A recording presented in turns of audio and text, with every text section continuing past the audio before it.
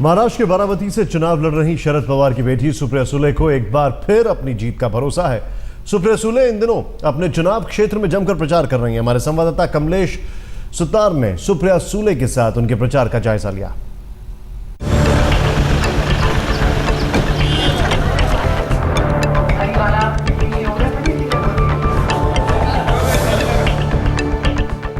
पिता शरद पवार भले ही चुनावी मैदान में नहीं हो, लेकिन सुप्रिया सुले के प्रचार में हर जगह उनकी छाप साफ दिखती है। बारामती शरद पवार का हमेशा से कर रहा है और सुप्रिया सुले को भरोसा है कि उन्हें चुनाव में एक बार फिर इसका फायदा मिलने वाला है।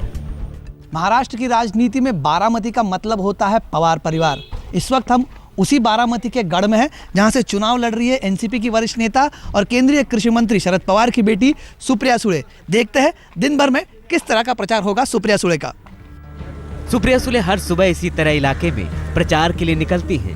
गांव-गांव जाकर सभाएं करती हैं और लोगों के बीच जाकर उनकी समस्याएं सुनती हैं।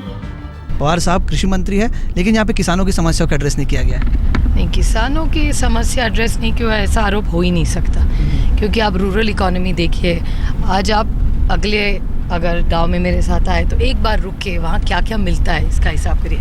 सभी के पास मोबाइल है, गांव में शैम्पू बिस्किट सारी चीज़ें मिलती है। मिलने का ऐसा है कि मार्केट है, इसीलिए मिल रहा है।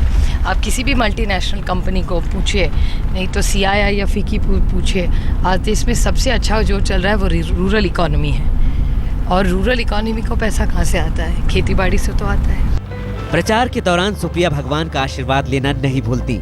रास्ते में मंदिर दिखने पर सुप्रिया न सिर्फ गाड़ी रोकती है, बल्कि मंदिर में जाकर पूजा अर्चना भी करती है।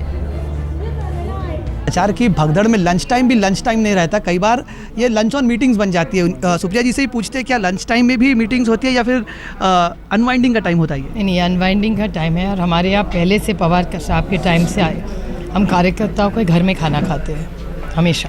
तो वही ऐसा है, फैमिली प्रोग्राम की तरह होता है। क्या कोई स्पेसिफिक रिक्वायरमेंट है कि आप टिफ़िन कैरी करती है या फिर नहीं, मैं टिफ़िन कभी नहीं कैरी करती। जो कार्यकर्ता खिलाते हैं वो खाती हूँ। प्रचार के दौरान सुप्रिया दोपहर को इसी तरह कार्यकर्ताओं के साथ बैठकर लंच करती हैं।